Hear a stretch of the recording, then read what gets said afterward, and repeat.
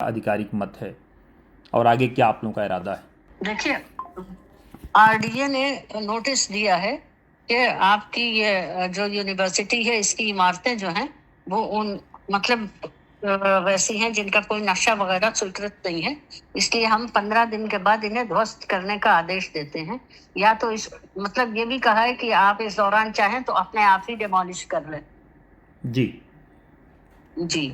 तो इस बारे में मुझे बस यही कहना है कि आरडीए को कोई अधिकार ही नहीं है इस तरह का नोटिस देने का, इसलिए कि हमारी यूनिवर्सिटी जो है वो सिंगनखेड़ा गांव में बनी हुई है, और सिंगनखेड़ा गांव जो है ये 2005 में जब आरडीए इस्टेब्लिश हुआ है तो सिंगनखेड़ा उसमें नहीं था। उसमें 20-21 गांव थे, उनमें सिंगनखेड़ा नहीं था। और 2024 में जब दूसरा नोटिफिकेशन हुआ है तब उसमें सिंगनखेड़ा को शामिल किया गया है। तो जितनी हमारी इमारतें थी, बिल्डिंग्स थी यूनिवर्सिटी की, वो सब 15-16 तक बन चुकी थी और पूरी तरह उनमें पढ़ाई फुल फ्लेज शुरू हो गई थी। तो जब हम उस दौरान इसमें थे ही नहीं आरडीए की परिधि में, तो फिर हम क्यों नक्शा और सब दें? आरडीए को कोई हक ही नहीं है हमसे नक्शा मांगने का। मैं एक आखिरी सवाल मैं समझना चाहूँगा कि आगे आप लोगों का, आप जब ध्वस्तीकरण का आदेश आ गया है, आप लोगों के हाथ में नोटिस आ गया है, आगे आप लोग क्या रूपरेखा अपनाएंगी? देखिए, अब रूपरेखा तो हम सारे यूनिवर्सिटी के लोग और सब लोग ही मिलकर अपनाएंगे। जैसे जैसे मुश्किलें आती जाएंगी उनका सामना किया जाएगा बहरहाल।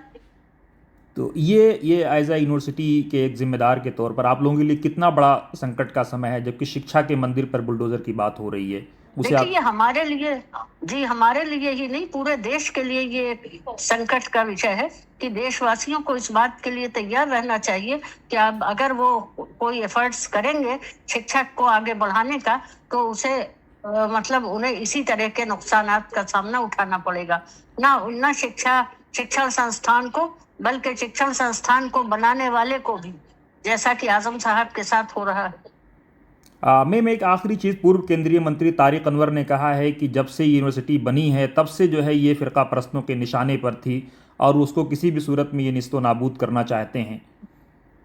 हाँ जी, ये सही है, ये सही है। क्या ये बताइए, आज से पहले किसी भी यूनिवर्सिटी के ध्वस्तीकरण का आदेश हुआ है? जी, सरकारें तो ऐसी चीजों को और बढ़ावा देती हैं। रामपुर तो शिक्षा के क्षेत्र में बहुत पिछड़ा हुआ था। क्या यहाँ टंकी बनी है तो बच्चे पानी नहीं पी सकते उस टंकी से? अगर रोड बना दी है पीडब्ल्यूडी ने तो बच्चे चल नहीं सकते। आज एक बोर्ड लगाया गया है कि ये आम रास्ता है।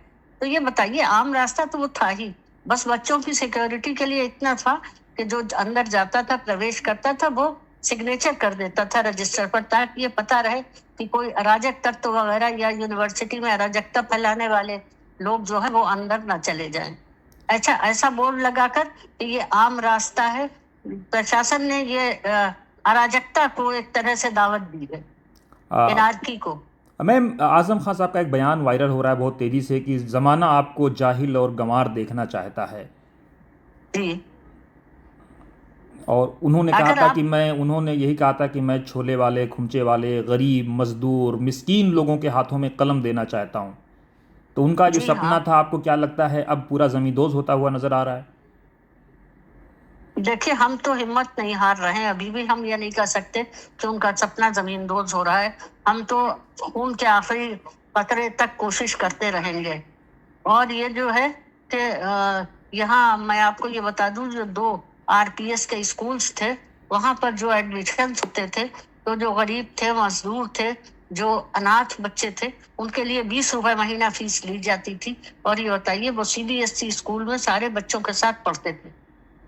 जी, मैम, इस संबंध में क्या कोई आपकी समाजवादी पार्टी के राष्ट्रीय अध्यक्ष श्री अखिलेश यादव या पार्टी के और नेताओं से कुछ बातचीत हुई है? नहीं, अभी तक तो कोई बात नहीं हुई है फिलहाल। जी,